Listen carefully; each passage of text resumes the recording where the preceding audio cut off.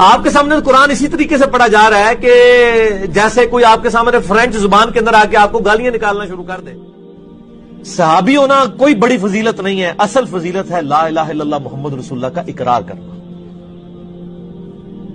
ہم اس سے بڑی فضیلت کسی کو نہیں مانتے. نبی الاسلام کی وفات کے بعد جو مرتد ہو وہ نبی کے زمانے میں کیا ہوتا ہے؟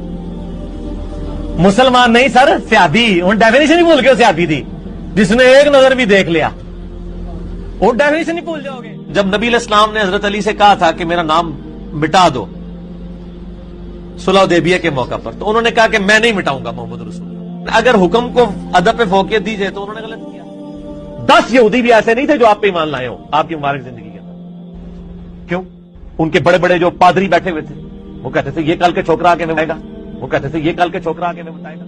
اللہ، یہ تو محمل جملہ ہے، یہ کمپلیٹ ہی نہیں ہے، یہ تو نام ہے صرف. تو یہ محمل جملہ ہوگا، اس جملے کی کوئی اہمیت ہی نہیں ہوگی. اللہ اللہ اللہ، اس کا کیا مطلب ہے؟ اس کا مطلب یہ ہے اللہ اللہ اللہ. تو یہ محمل جملہ ہوگا، اس جملے کی کوئی اہمیت نہیں. جو ہمیں کافر کہہ رہا ہے پھر ہم حق رکھتے ہیں کہ ہم اسے کافر کہیں. اور میں نے کئی دفعہ یہ گولڈن کوٹ اپنا بیان کیا ہے لوگوں کے سامنے کہ اگر قادیانی ہمیں کافر کہنا چھوڑ دیں تو ہم ان کو کافر نہیں کہیں گے.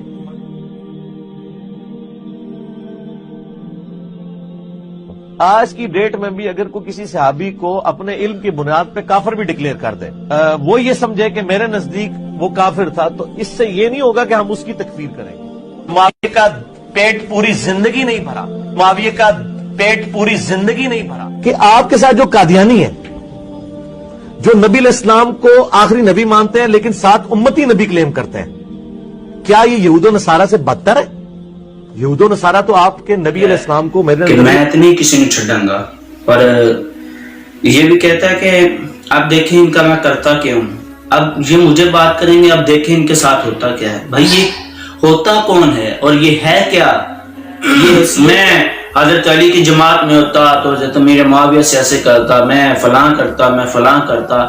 یہ کبھی کسی صحابی کو طنز کر رہا ہوتا ہے، تنقید کر رہا ہوتا ہے، کبھی کسی پہ تنقید کر رہا ہوتا ہے.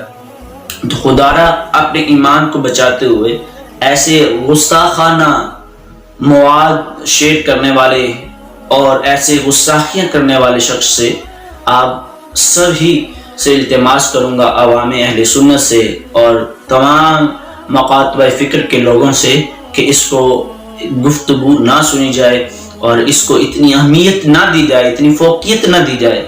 یہ ہے کیا؟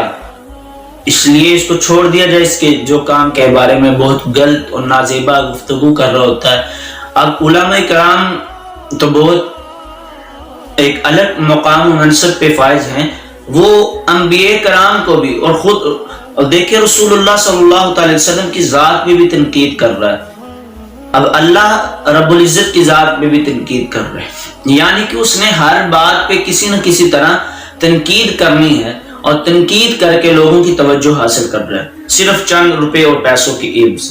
اب وہ چند روپے اور پیسوں کی عوض جو ہے وہ لوگوں کو ورگلا کر، لوگوں سے ایسے باتیں کر کے وہ چاہتا ہے کہ لوگ میری جانب مبذول ہوں اور میری بات کو سنیں. جو اتنی دیر سے اب علماء اکرام جو بات کر رہے ہوتے ہیں تو وہ کہتا ہے یہ کہانی اور کس سے سنا رہے ہو. علماء اکرام نے اس کا رد کیا.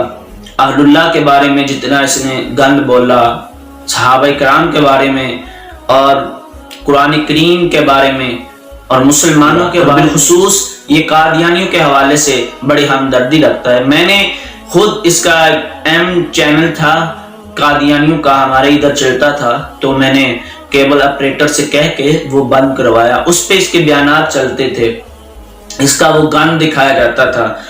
یہ اندر سے قادیانیت کو فروغ دیتا ہے اور اس کے ساتھ محبت رکھتا ہے. کہتا ہے کہ اس کو کافر نہ کہو، اس کو کذاب